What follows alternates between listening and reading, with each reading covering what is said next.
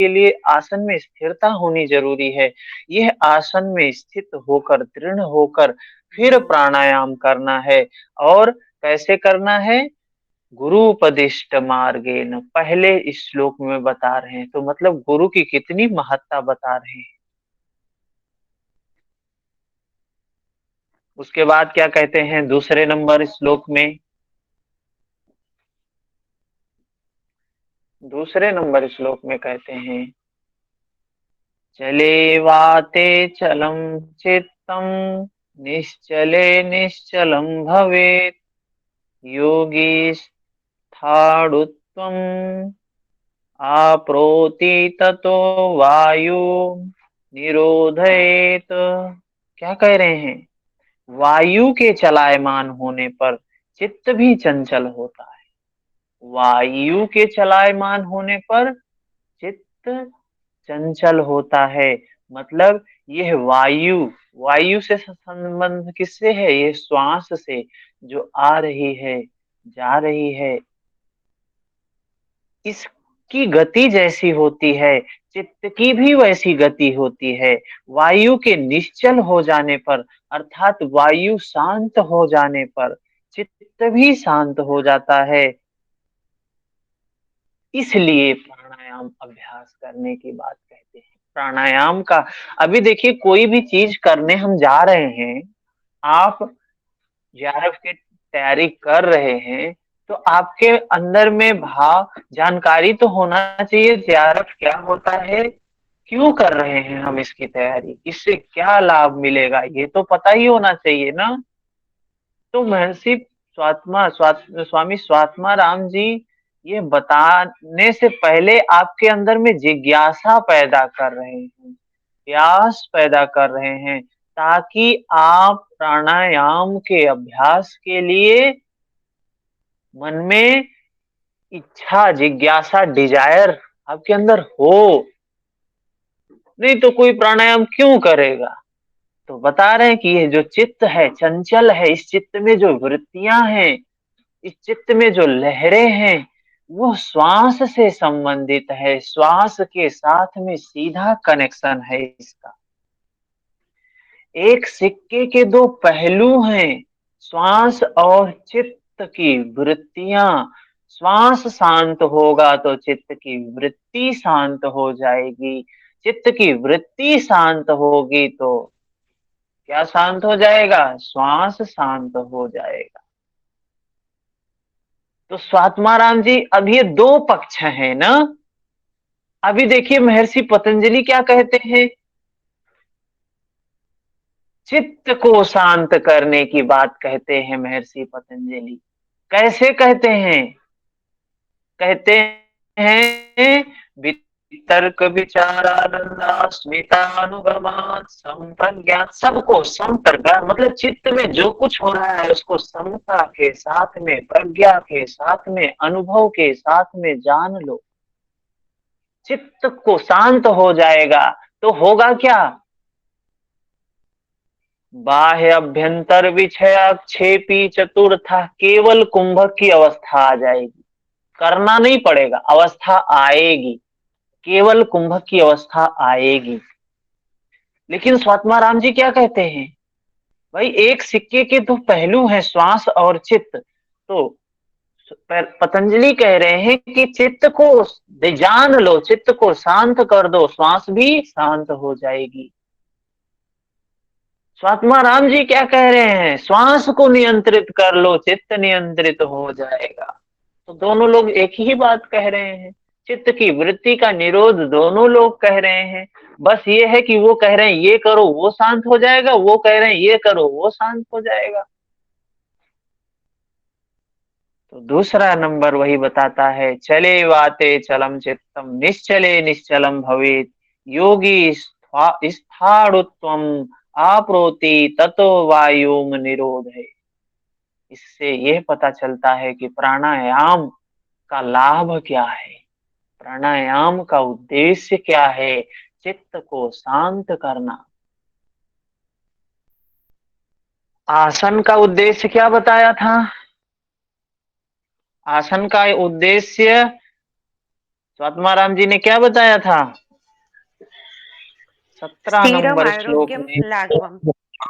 हाँ, आसन से स्थिरता आती है, आरोग्यता आती है, लांगों हल्कापन आता है। लेकिन यहाँ पे क्या कह रहे हैं? चित्त निश्चल होता है, चित्त शांत होता है प्राणायाम के अभ्यास से। इसलिए प्राणायाम का अभ्यास करना चाहिए। ठीक है, आगे चलते हैं तीसरे नंबर श्लोक में। यावद्वायुः स्थितो देहे तावज्जीवनम् उच्यते, मरणं तस्य निष्क्रान्तिस्ततो वायुं निरोधयेत। स्वात्मा राम जी कितनी बड़ी बात कह रहे हैं। जब तक शरीर में वायु विद्यमान है, जब तक शरीर में प्राण विद्यमान है, तब तक ही जीवन कहलाता है। तब तक हम जीव कहलाते हैं, तब तक जीवन है। जब तक प्राण है तब तक जीवन है, जब तक प्राण है तब तक हम प्राणी हैं, जीव हैं। और जैसे ही वह प्राण शरीर से निकल जाता है, हम प्राणी नहीं रहते हैं, हम क्या हो जाते हैं? शव हो जाते हैं। मृत्यु वो क्या कहते हैं? मर गया व्यक्ति, शव हो गया, डेड बॉडी। प्राण नहीं है तो डेड बॉडी है। अतः प्राणायाम करना चाहिए। महर्षि स्वात्माराम जी प्राणायाम की महत्ता बता रहे हैं, आपके अंदर जिज्ञासा पैदा कर रहे हैं। स्वात्मा महर्षि पतंजलि भी ऐसी ही बातें शुरू में आपको बताए हैं ना, कि आपके अंदर में जिज्ञासा आए वो अभ्यास करने के लिए। स्वात्मा राम जी भी वही काम कर रहे हैं। फिर 4 नंबर श्लोक में कहते हैं, मलाकुलासु नाड़ीषु मारुतो नैव मध्यगः, कथं स्यादुन्मनी भावः, कार्य सिद्धिः कथं भवेत्।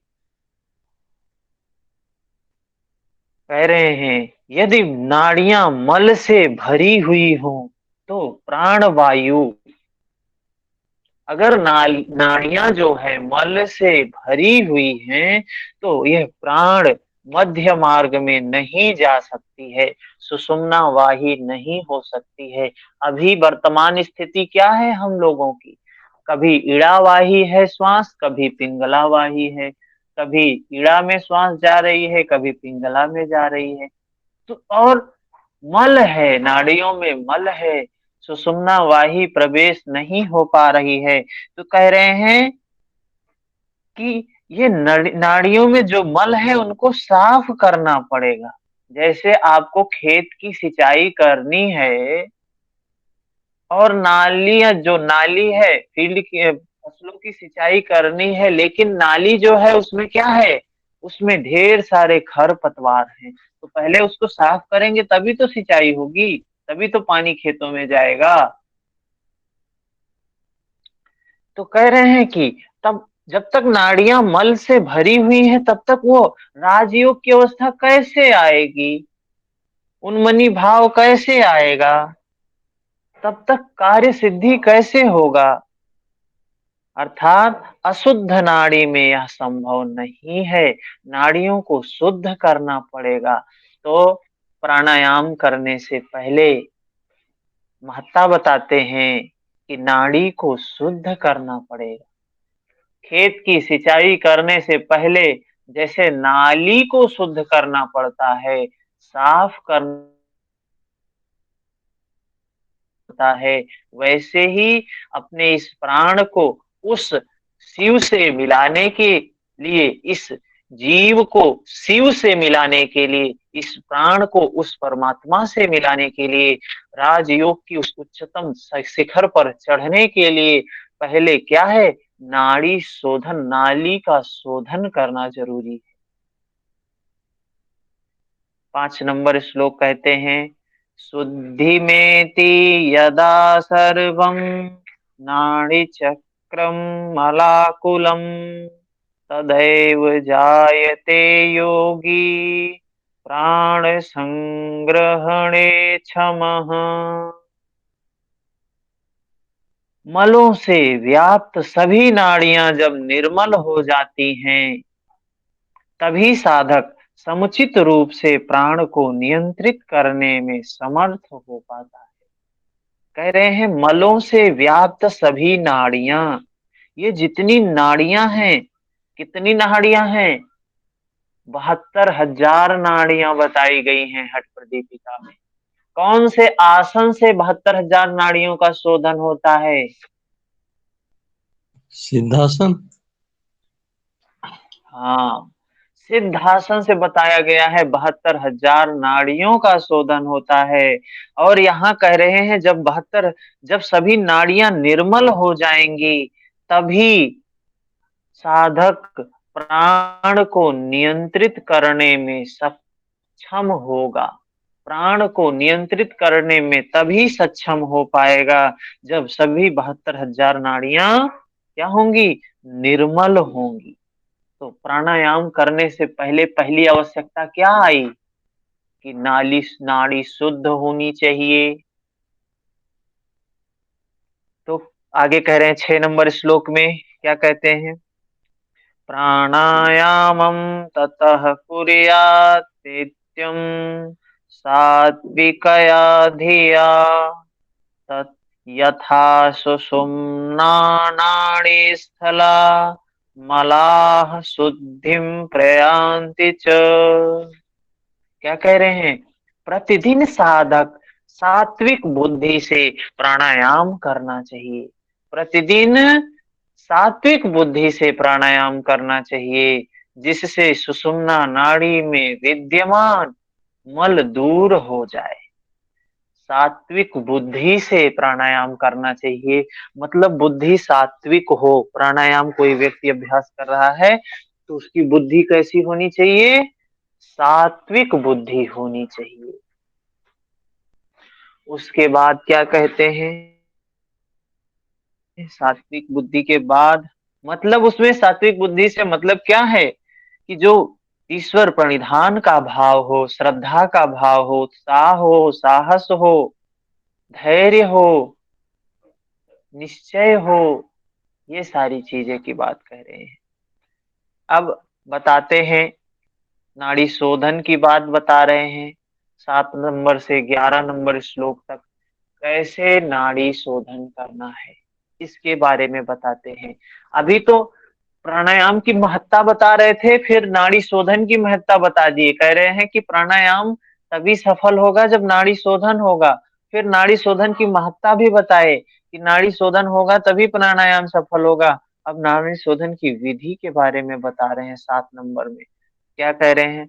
बद्ध पद्मासनो योगी प्राणम चंद्रेण पूरयेत धारयित्वा यथाशक्ति भूयः सूर्येण रेचयेत।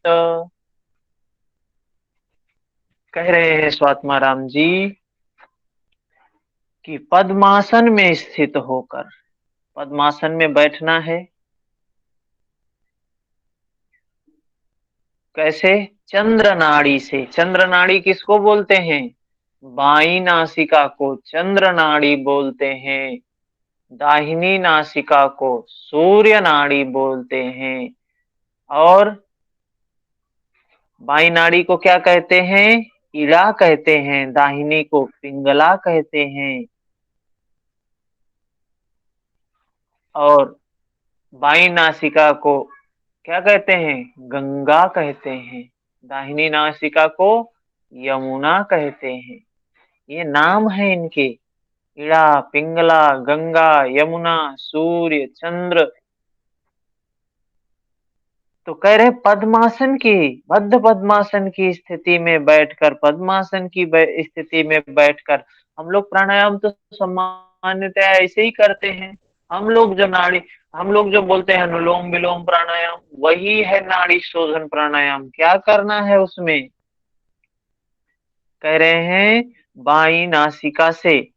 बाई नासिका से श्वास अंदर लेना चाहिए और अपनी शक्ति के अनुसार श्वास को रोककर, जितनी क्षमता हो, अपनी क्षमता के अनुसार, क्या कह रहे हैं, धारयित्वा यथाशक्ति, अपनी शक्ति के अनुसार, अपनी क्षमता के अनुसार रोकें। फिर सूर्य नाड़ी से क्या करें, छोड़ देना चाहिए। सूर्य दाहिनी नासिका से छोड़ देना चाहिए। तो शक्ति के अनुसार कुंभक करके पुनः सूर्य नाड़ी से अर्थात पिंगला से रेचन करना चाहिए। बाहर की वायु को प्रयत्न विशेष के साथ अंदर लेने को क्या कहते हैं, पूरक कहते हैं। पूरक का मतलब बाहर की श्वास को भीतर लेना पूरक है। उसके बाद कुंभक करते हैं तो कुंभक में जालंधर बंद लगेगा ही। फिर प्राण वायु को भीतर रोकने की स्थिति को कुंभक कहते हैं। फिर कुंभित जो अंदर रोका हुआ वायु है उसको प्रयत्न विशेष के साथ धीरे धीरे निकालने को रेचक कहते हैं। प्राणायाम के अंग के रूप में क्या है, पूरक है, रेचक है। प्राणायाम के अंग है पूरक, रेचक, कुंभक। ठीक है। आगे 8 नंबर श्लोक में देखते हैं क्या कहते हैं। 8 नंबर श्लोक में प्राणम सूर्येण चाकृष्य पूरयेदुदरं शनैः विधिवक्त कुंभकं कृत्वा पुनश्चंद्रेण रेचयेत। सबसे पहले क्या बताया, बाईं नासिका से श्वास लेना, यथाशक्ति कुंभक करना, फिर दाहिनी नासिका से छोड़ देना, ये बात बताया ना। उसके बाद क्या कह रहे हैं, फिर दाहिनी नासिका से छोड़ा है ना, आगे बता रहे हैं फिर दाहिनी नासिका से, सूर्य नासिका से श्वास को लेना, उदर को भरना, फिर कुंभक करना, फिर चंद्र नाड़ी से छोड़ देना। ठीक है। इतनी बात। पूरक एक बार किया, फिर दूसरी बार। फिर उसके बाद 9 नंबर श्लोक में कहते हैं, एन त्यजेतेन पीत्वा धारयेति रोधतः रेचयेच्च ततोऽन्येन शनैरेव न वेगतः। जिससे श्वास छोड़ा हो उससे श्वास लें और श्वास को तब तक रोकें जब तक श्वास छोड़ने की संवेदना ना हो, और तब दूसरे नथुने से श्वास को धीरे धीरे छोड़ें। कभी भी वेग से नहीं करना चाहिए। जो भी काम करें धीरे करने के लिए बोला गया है। प्रैक्टिकल की बात है, यहाँ कोई थ्योरी समझने की बात नहीं है। प्रैक्टिकल कर सकते हैं। बैठे हुए हैं सभी ना, अपने हाथ की स्थिति कैसी रहती है सबको पता है, कैसी हाथ की स्थिति रहती है। अंगूठे की दो बगल की दोनों अंगुलियां मुड़ी हुई होती हैं। एक एक दाहिनी नासिका पर, एक बाईं नासिका। क्या करते हैं, बाईं नासिका से श्वास लिए, दाहिनी से छोड़े, बाएं से लिए, उसके बाद नाक को बंद करके गर्दन को जालंधर बंद लगा के कुंभक करते हैं। यथाशक्ति धारित, जितना शक्ति है अपनी क्षमता के अनुसार धारण करते हैं। जब छोड़ने का संवेग आता है, अंदर से ये भाव आता है कि नहीं अब श्वास छोड़ना चाहिए, तो जालंधर बंद खोलते हैं, धीरे धीरे श्वास को छोड़ते हैं। फिर छोड़ते हैं दूसरी नासिका से, और जिससे छोड़ा है फिर उसी से लेते हैं। फिर बाई नासिका कुंभक करके बाई नासिका से छोड़ देते हैं। और लेना और छोड़ना धीरे धीरे होना चाहिए। ये क्या है, ये बताया, नाड़ी शोधन की विधि बता रहे हैं। उसके बाद देखें 10 नंबर श्लोक में क्या कहते हैं। आगे 10 नंबर श्लोक है।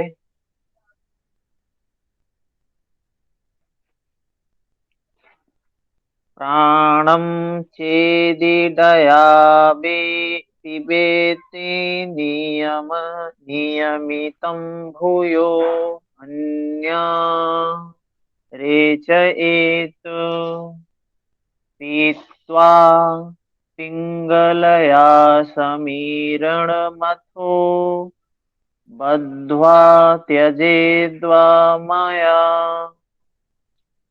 क्या कह रहे हैं, यदि प्राण वायु को इड़ा से पूरित करें, मतलब बाई नासिका से अगर श्वास लें तो उसे नियंत्रित कुंभक करके पुनः दूसरी दाहिनी नासिका से छोड़ देना चाहिए, और बाद में पिंगला से मतलब दाहिनी नासिका से वायु अंदर लें, कुंभक करके बाएं से छोड़ देना चाहिए।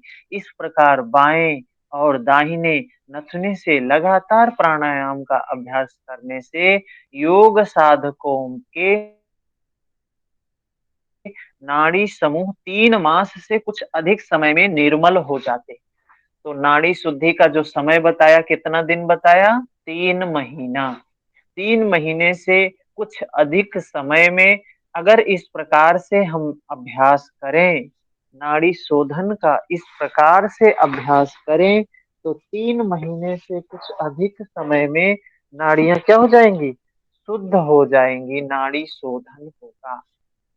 ठीक है, यहाँ तक बात समझ में आई। आगे चलें। जी 11 सर। नंबर 11 नंबर श्लोक में कहते हैं, अब बात आती है 3 महीने में शुद्ध हो जाएगा, करना है इसको 3 महीने तक। कैसे करना है ये बताया, कितनी बार करना है, 3 महीने तक कंटिन्यू कितनी बार करना है इसके बारे में बताते हैं।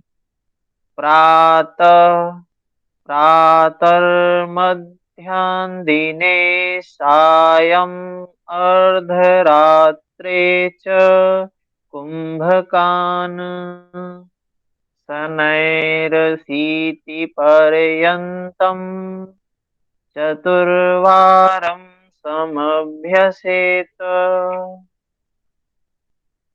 कहते हैं स्वात्माराम जी, साधक को प्रातः, मध्याह्न, सायं, अर्धरात्रि इस प्रकार दिन में 4 बार अभ्यास करते हुए कुंभकों की संख्या धीरे धीरे 80 तक करनी चाहिए। 4 बार करना है। रोज कितनी बार अभ्यास करने के लिए बोल रहे हैं, 4 बार। सबके पास पुस्तक होनी चाहिए, अगर पुस्तक नहीं है तो कम से कम ये पीडीएफ तो जरूर होना चाहिए आपके पास में। पुस्तक होगी तो बात ज्यादा समझ में आएगी, कोई भी बुक हो, श्लोक है तो सामने बात समझ में आएगी। तो साध क्या है, और ध्यान सुनने पर होना चाहिए, जो शब्द आ रहे हैं और बुक, ध्यान मन शब्दों पर हो, और आंख की नजर अगर पुस्तक है वहां पर, पीडीएफ है वहां पर। नोट करने में बहुत ज्यादा ध्यान ना करें कि जो बोल रहे हैं जल्दी जल्दी नोट कर लें, अगर नोट करेंगे तो नोट करने में ध्यान रहेगा और याद नहीं होगा बाद। नोट तो हम भी बना के भेज सकते हैं आपको, बाद में हम नोट बना के भेज देंगे, जो भी हमने पढ़ाया उसका एक समरी बना के भेज देंगे। तो उसके लिए परेशान नहीं होना है कि नोट बनाना है। तो साधक को प्रातः, मध्याह्न, साय, अर्धरात्रि कितनी बार करने के लिए बोला है, 4 बार करना है। और धीरे धीरे ये कुंभक की संख्या क्या करनी है, 80 तक ले जानी।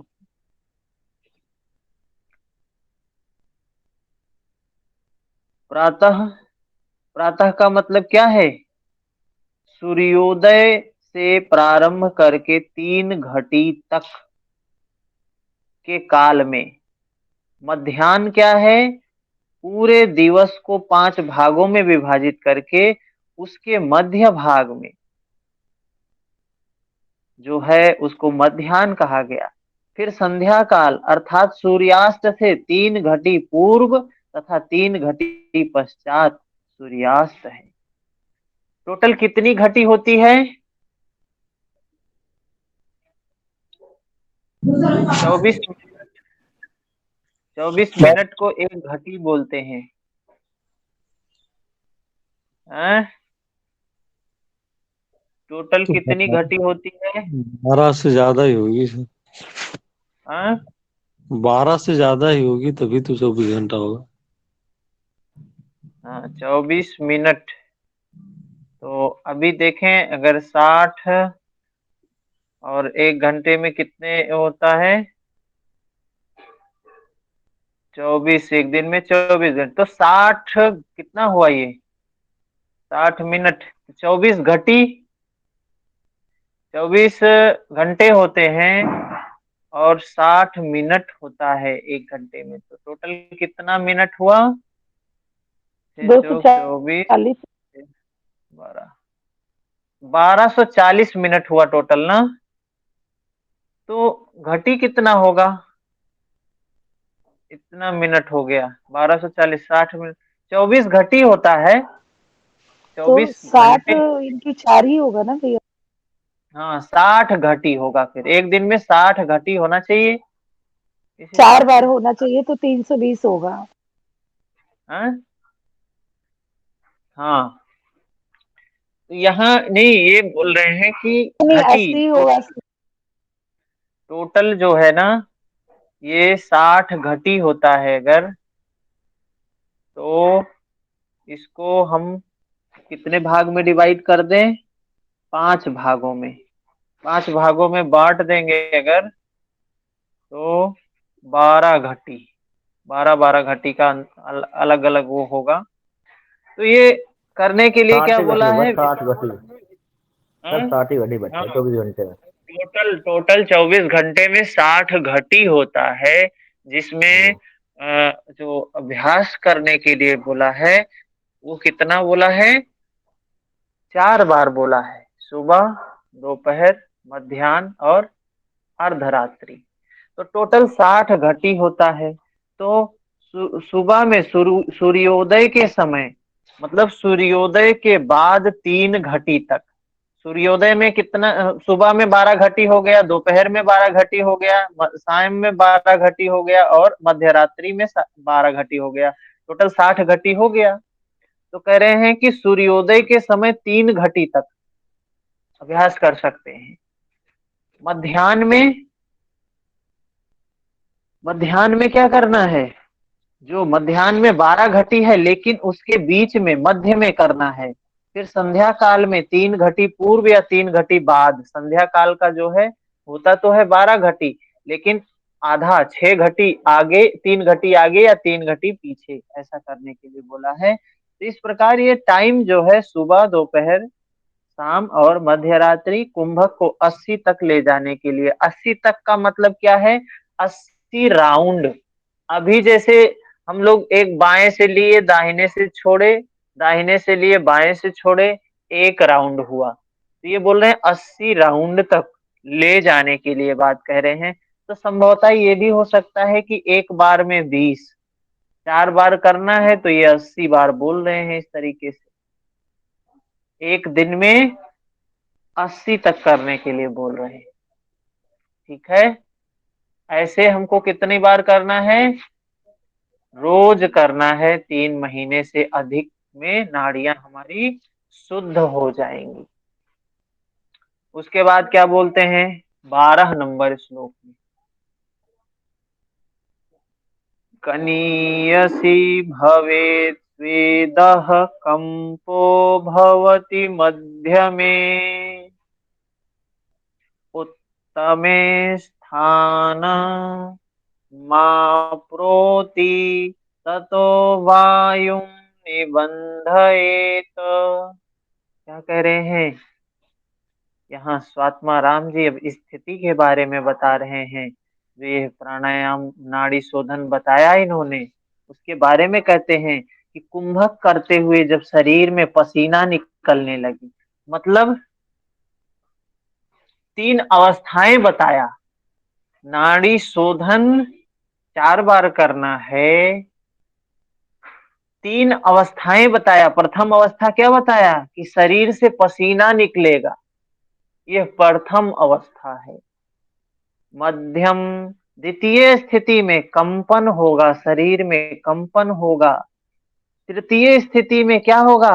प्राण ब्रह्म रंध्र में पहुंचता है। अतः प्राणायाम द्वारा वायु का निरोध करें। यह 3 अवस्थाएं बताई है प्राणायाम, नाड़ी शोधन की, प्राणायाम की, जिसमें क्या बताया कि पहली अवस्था में पसीना निकलेगा, दूसरी अवस्था में पूरे शरीर में कंपन होगा, और तीसरी अवस्था में प्राण ब्रह्म रंध्र में पहुंच जाता है। ठीक है।